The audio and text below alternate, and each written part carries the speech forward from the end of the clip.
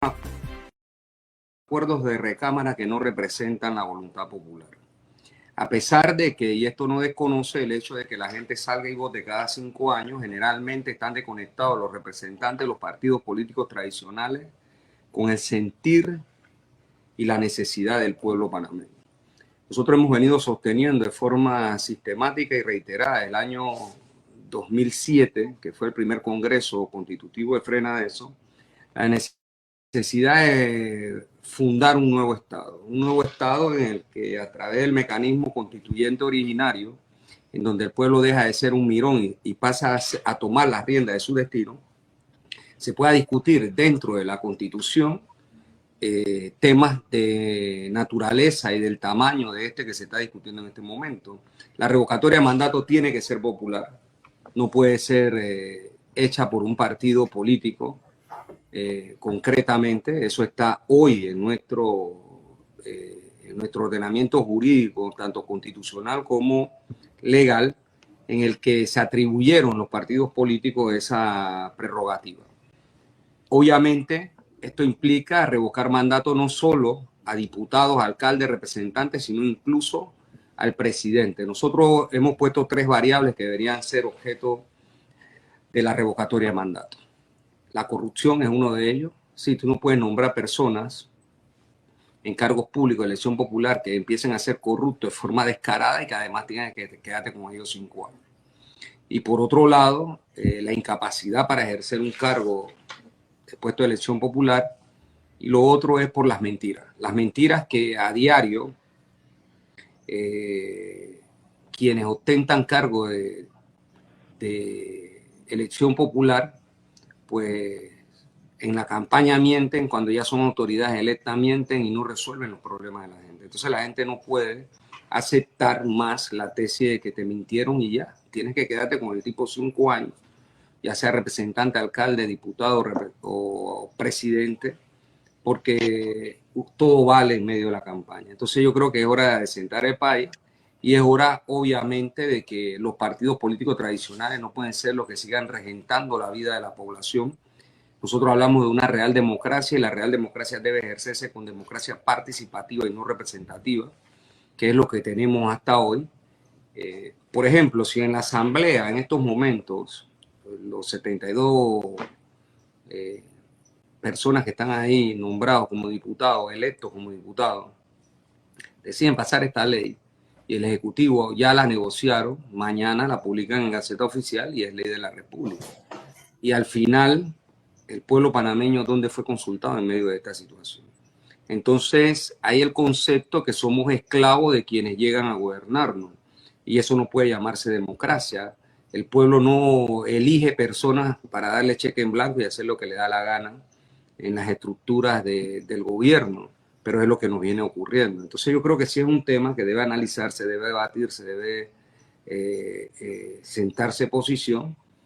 Y como este tema otro, pues la revocatoria de mandato no solo tiene que ser para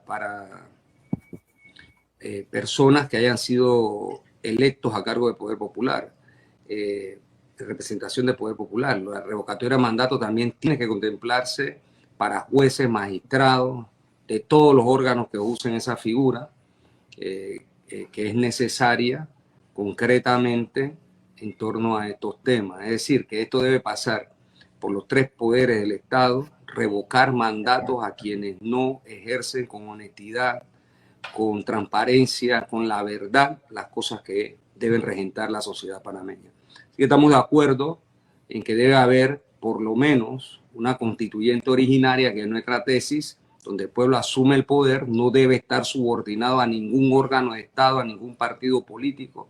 El soberano va a asumir el poder y va a redactar nuevas reglas del juego que permitan adecentar, democratizar nuestro Estado y fundarlo en nuevos conceptos, nuevas ideas que permitan pues darle un giro a lo que conocemos hoy, que es lo que está ocurriendo en nuestras estructuras de gobierno. Saúl, el caso de los empresarios y el aumento de los salarios, ¿cómo ha quedado hasta el momento? ¿Cuál es la polémica que existe y cuál es su punto de vista? Bueno, en realidad es como muy amplia la pregunta tuya. Si te estás refiriendo al tema de la negociación del convenio colectivo Capaz-Suntran, específicamente, yo podría decirte que esta negociación del nuevo convenio inició el año pasado, en septiembre 10, cuando nosotros entregamos el pliego de peticiones a los mismos. En realidad fuimos con el concepto de tratar de sacar una negociación de orden pragmática que permitiera arribar a los acuerdos lo más rápido posible.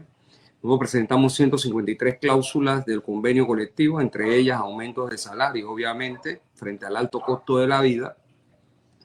Logramos negociar de esas 153 más del 95% de las cláusulas. Esto ha sido así hasta diciembre del año pasado, 2021, en el que hemos terminado la negociación vía directa y referimos el conflicto colectivo hacia el Ministerio del Trabajo para hacer correr los términos legales que regulan esta materia. El 6 de enero así lo hicimos, empezó el procedimiento de conciliación allí. Debo decir que el gobierno errático del señor Cortizo y la ministra patronal del Trabajo promulgaron un decreto ejecutivo después de una resolución ministerial donde suspendieron los términos de la negociación de los conflictos colectivos, lo cual ha prolongado este conflicto que debió haber terminado, a nuestro entender, en el mes de marzo o más tardar. Esto concitó a que el término legal venciera el 8 de marzo. A partir de allí, es decir, a partir del día 9 y por 20 días siguientes laborales, nosotros como organización sindical podemos declarar una huelga si no hemos llegado a un acuerdo, y es el mecanismo que hemos empezado a utilizar en la democracia interna de Suntra para consultar sus estructuras de gobierno. Significa estructura de gobierno, su junta directiva, su Consejo Nacional Sindical y su Asamblea General, que ya hicimos el primer llamado el día 14 en horas de la tarde al frente de la CAPA, y el segundo y tercer llamado serán el viernes, es decir, mañana, de 7 a 9 en el área de Punta Pacífica. Allí hemos planteado como fecha a la Asamblea General del Suntra poder iniciar una huelga si no hemos firmado el convenio al 4 de abril. ¿Qué es lo importante en esto? Porque yo veo que como que la línea mediática se va por el problema de la huelga. La huelga no es el objetivo de esta discusión. El objetivo de esta discusión, en realidad, del convenio colectivo es regular las relaciones de trabajo entre los empresarios constructores y los obreros de la construcción por los próximos 4 años. Condiciones de trabajo que no solo son salarios, sino salud y seguridad y otras condiciones en términos generales. Obviamente los salarios juegan un papel importante porque, como todos conocemos, los precios en este país en los últimos 2 años se han incrementado de forma absurda, arbitraria, como parte de las políticas públicas que llevan adelante quienes hoy nos gobiernan y quienes nos han gobernado. Y esa situación es la que obliga a los trabajadores a pedir aumentos de salario para compensar lo que se llama inflación o costo de vida, y para también poder resarcir de forma más digna su vida y la de su familia. El entramado jurídico legal que regula esta materia, naturalmente la plantea como un derecho irrenunciable de los trabajadores, y además de eso le da el carácter de derechos mínimos. Entonces, discutir salario en medio de esta situación es un elemento que no puede obviarse frente a los problemas de la pérdida del poder adquisitivo de los salarios de los trabajadores. Así es como está la situación en el caso del conflicto colectivo de trabajo que tienen la Cámara Panameña de la Construcción y el Sindicato Único Nacional de Trabajadores de la Industria de la Construcción y similares. Reactivación económica, Saúl, su punto de vista, papel del gobierno nacional. ¿Ve usted que se está reactivando la economía? En realidad la economía panameña viene atravesando una serie de problemas no producto del COVID. Creo que se pueden hacer mediciones concretas en función de qué ha representado el COVID y cuáles son los problemas de orden estructural que tiene la economía panameña. Y voy a hacer las marcaciones concretas a partir de marzo del 2020. En marzo del 2020 se declaró el tema pandémico en Panamá. Es decir, se asumió lo que ya en el mundo se había planteado, la pandemia del COVID. Pero en ese momento, en marzo, ya Panamá tenía un problema de orden estructural en su economía. Una economía basada en el sector terciario que no genera en su inmensa mayoría puestos de trabajo productivos, sino que lo hace precisamente en el sector servicio y comercio. Y esto excluye a un número importante de la población económicamente activa. Entiéndase, las personas que desde 14 a 62 años están aptas para trabajar, son excluidas de lo que se conoce o mal llaman el mercado de trabajo. En ese sentido, más del 47% de la población económicamente activa a marzo del 2020, se encontraba en la informalidad de sus puestos de trabajo. Le llaman cuentapropistas, después buscan otros nombres, innovadores, qué sé yo, los nombres que van buscando para tratar de matizar la realidad concreta. Por un lado. Por otro lado, las políticas económicas llevadas a cabo hace 42 años por todos los gobiernos, incluyendo parte de la dictadura militar y los 32 años esta de pseudodemocracia, aplicando las políticas económicas neoliberales, se ha concitado a que el país sea cada vez más desigual, en el que 115 personas acumulan más de 20.000 millones de dólares y donde los servicios básicos que son necesarios para la reproducción de la vida humana, como puede ser el sistema de salud público, el sistema de educación pública, transporte, el tema de accesar al agua potable, en fin, las cosas necesarias para la vida se hacen cada vez más inalcanzables. Y naturalmente con la pandemia la situación se agravó y obviamente ese agravamiento trae como consecuencia mayor cantidad de panameños y panameñas que padecen hambre. Hemos llegado a casi a 800.000 personas, mayor cantidad de hombres y mujeres que quedan desempleados, mayor cantidad de personas que pasan a la informalidad del puesto de trabajo, lo que trae consigo un problema serio de orden social. Pero además de eso, a pesar de que en el pasado se ha podido tener crecimiento hasta de 2 dígitos en la economía, el país sigue siendo un país desigual, donde hay peor distribución de riqueza. Ocupamos el 5º lugar del mundo, el 2º de América Latina, donde el proceso de acumulación es un acto bárbaro, en que pocos individuos acumulan lo que colectivamente la mayoría trabaja. Y todo esto ha concitado lo que estamos viviendo en este momento. ¿A qué queremos llamar reactivación económica? Queremos llamar reactivación económica en Panamá a tratar de alcanzar los números que en algún momento se tenían hasta marzo del 2020.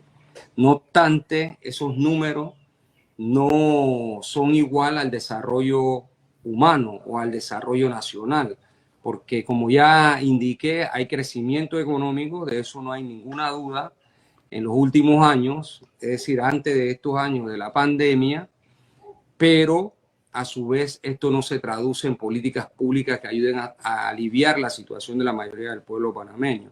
Después vamos a escuchar toda clase de demagogia de representantes de quienes han gobernado en determinados momentos, pero que la realidad, en cuanto a cuantificar la realidad del pueblo panameño, naturalmente es simplemente poderosa, y esa realidad poderosa lo que implica es que cada vez tenemos menos acceso a la vida digna, lo cual implica también tener que discutir no el crecimiento económico, sino un nuevo modelo económico para el país que sea justo, que traiga justicia social, que hable de desarrollo humano, que hable de desarrollo nacional y que hable de desarrollo económico, obviamente, para que podamos construir una mejor sociedad para todos. En esas circunstancias nos debatimos en este momento. Algunos especialistas hablan de crecimiento del Producto Interno Bruto, que puede estar rondando el 7% este año, en distintas partes de las actividades económicas que se realizan en Panamá, y la sumatoria de todo esto puede estar por ahí. Lo han dicho el Banco Mundial, el Fondo Monetario, la CEPAL, los gremios empresariales, en fin, las propias estadísticas gubernamentales. Pero reitero, el crecimiento económico no significa desarrollo humano ni desarrollo social, y esos son los grandes temas que a mi entender debemos debatir. Raúl, educación en nuestro país. El presidente dice que Panamá siempre sale mal evaluado. ¿Qué diría usted? El problema, a mi entender, no es que Panamá salga mal evaluado en función de una prueba de orden internacional. El problema que tenemos los panameños es que en este país, como vengo sosteniendo, no hay un plan nacional de desarrollo que implica poner la educación al servicio de ese plan nacional de desarrollo. Aquí lo que hay es improvisación cada 5 años de quienes nos gobiernan, que llegan con un libreto que fundamentalmente lo que persigue es la ideología neoliberal. Por un lado, no les interesa que tengamos una población realmente educada, con pensamiento crítico y acción en función de sentar posiciones en torno al tema de carácter nacional.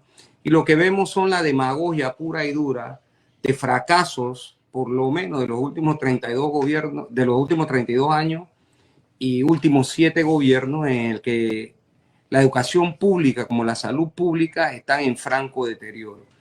No solo el problema de las infraestructuras, el contenido del pensum académico que ha sido modificado por los regentes del Ministerio de Educación, es decir, los ministros y su gobierno en su momento, que no ha servido de nada para fortalecer una educación laica, científica, una educación que permita ser liberadora de los hombres y las mujeres, una educación que permita el desarrollo económico como estamos planteando, sino que por el contrario, lo que tenemos es en realidad un sistema incluso politiquero. Yo puedo dar testimonio que en periodos recientes incluso la educación, en el malsano acto de la corrupción, tú veías personas y que habían licitado no sé qué programas para dar no sé qué educación y después quedaban por ahí buscando personas de cualquier forma.